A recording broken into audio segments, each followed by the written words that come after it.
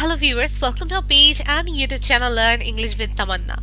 This is our fourth lecture on part 1 of the speaking module of IELTS. And today our topic is on giving gifts, which is quite interesting. And I hope that this video will help you to get ideas and to create your own answers. With this, now we are going to start. Here we go. The first question is, when do people give gifts or presents in your country? তো আপনার কোয়েশ্চেনে যদি ফার্স্টে এরকম similar word or synonyms দেওয়া থাকে, gifts or presents, they are synonyms, যে কোনো একটা আপনাকে ইউজ করতে হবে।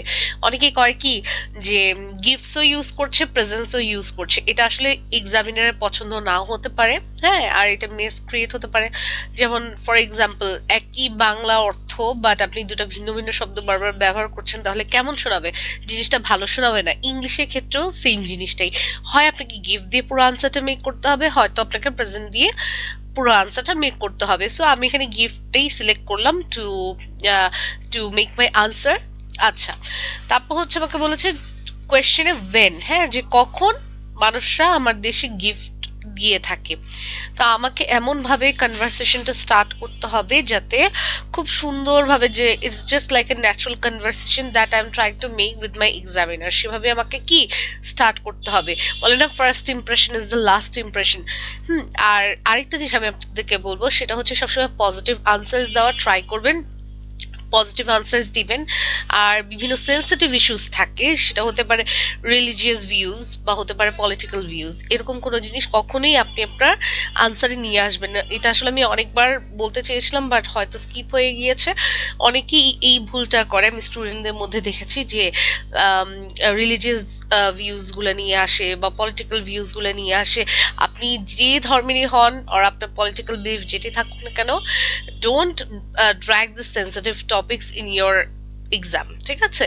আর সবসময় পজিটিভ আনসার দেওয়ার ট্রাই করবেন। হ্যাঁ, যুক্তিতর্ক বেসিসে you can provide negative answers as well, that's not an issue. কিন্তু ওই নেগেটিভ আনসার যদি আপনি কোনো মতের বিরুদ্ধে আপনি যদি দেন, সেখানেও আপনি পজিটিভ আনসার দেওয়ার ট্রাই করবেন। এটা খুব ভালো একটা ইমপ্রেশন ক্রিয়েট করে, কারণ IELTS শুধু ইংলিশ এক্সামই না, এখানে আপনার অনেক কিছু চেক হয়। যেমন আমি বলেছি যে you have to sit properly, you have to sit straight. আপনার বসা অনেক কিছু আপনাকে নিয়ে বলতে পারে। আপনার বসার উপর ডিপেন্ড করবে যে আপনি অ্যারোগেন্ট নাকি আপনি পোলাইট পারসন। আপনার হ্যান্ড জেস্টার্স দিয়ে বুঝবে যে আপনি কতটা রেসপেক্টফুল টুয়ার্ডস দ্য এক্সামিনার। হ্যাঁ, তো এই জিনিসগুলো খুবই খুবই ইম্পর্টেন্ট অ্যান্ড সেন্সিটিভ। এগুলোর জন্য আপনার কিছু নেগেটিভ মার্কিংও হতে পারে, সো বি ভেরি কেয়ারফুল। তাহলে আমি আনসারটা কিভাবে শুরু করলে জিনিসটা সুন্দরও দেখাবে, প্লাস আমার যেটা চেয়েছে সেভাবে আমি আনসার দিতে পারবো। So let's start. তা আমি এভাবে বলতে পারি, people in my country love to give gifts to each other. We give gifts on many occasions, for example on birthdays, ceremonies, festivals and many other events. We usually gift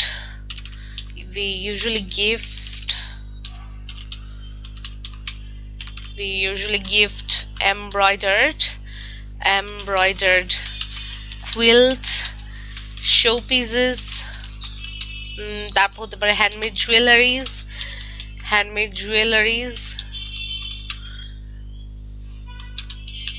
clay pots, handmade clay পটসও বলতে পারেন বা direct clay পটসও বলতে পারেন। তারপর হচ্ছে essential home appliances and many other creative things. ওকে, তো এখানে এখন আমরা আনসারটা নিয়ে একটু অ্যানালাইসিস করি। তো আমি ফার্স্টে দিয়েছি যে people in my country love to give gifts to each other. যে আমার দেশের মানুষরা গিফট একজন আরেকজনকে দিতে খুব পছন্দ করে, এটা একটা ভালো ইমপ্রেশন ক্রিয়েট হলো যে ভালো কিছু বললাম, ভালো কিছু দিয়ে স্টার্টটা করলাম। নেক্সটে বলেছি ভি গিফট। আমি কেন ভি বলেছি দেখেন, এখানে আমার কান্ট্রি সম্বন্ধে জানতে চেয়েছে, আমার কান্ট্রির মানুষ সম্বন্ধে জানতে চেয়েছে, যেটার মধ্যে আমিও পড়ি। তাহলে কি আমি বলতে পারি না আমরা?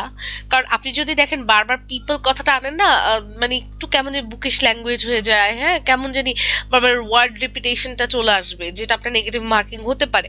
তো আপনি এটা বলতে পারেন যে we give gifts on many occasions, for example on birthdays, ceremonies, festivals, and many other events. বললেন we usually gift embroidered quilt, showpieces, handmade jewelries, clay pots, essential home appliances, and many other creative things.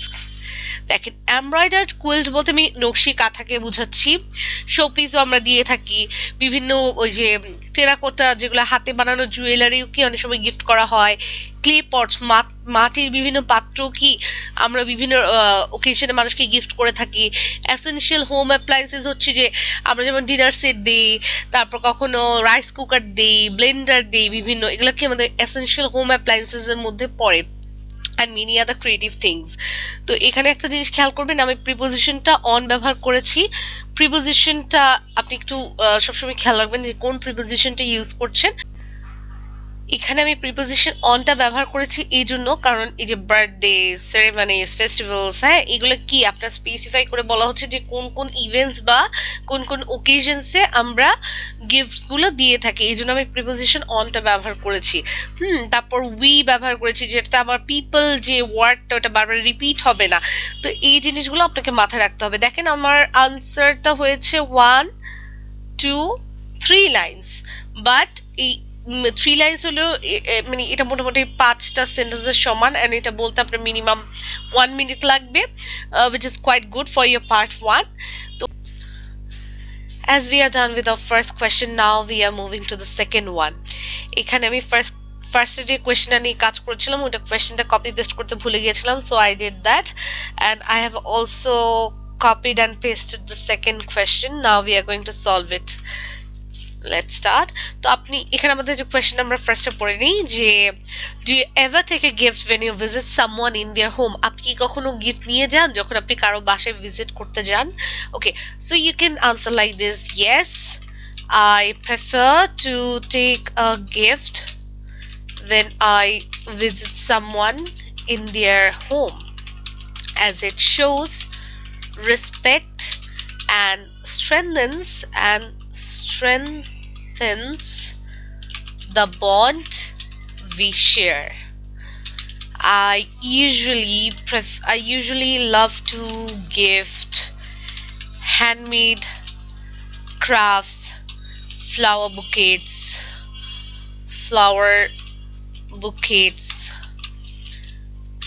unique showpieces,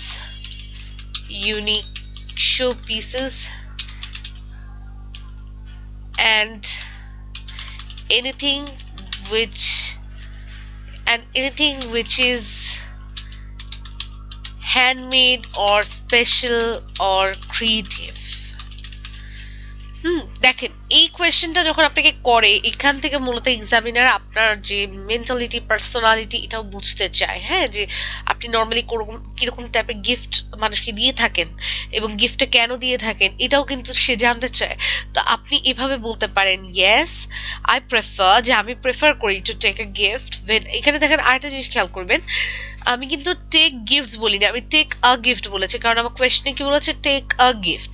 এটা খেয়াল রাখবেন, কোয়েশ্চনে কি a gift বলেছে নাকি the gifts বলেছে। হ্যাঁ, তো আমি বললাম যে yes I prefer to take a gift when I visit someone in their home, as it shows respect and strengthens the bond we share. মানে কেন নেই, কারণ এটার মাধ্যমে বোঝা যায় যে আমি তার প্রতি রেসপেক্ট শো করছি এবং আমাদের যে বন্ডটা আছে সেটাকে কি আরো শক্ত করে।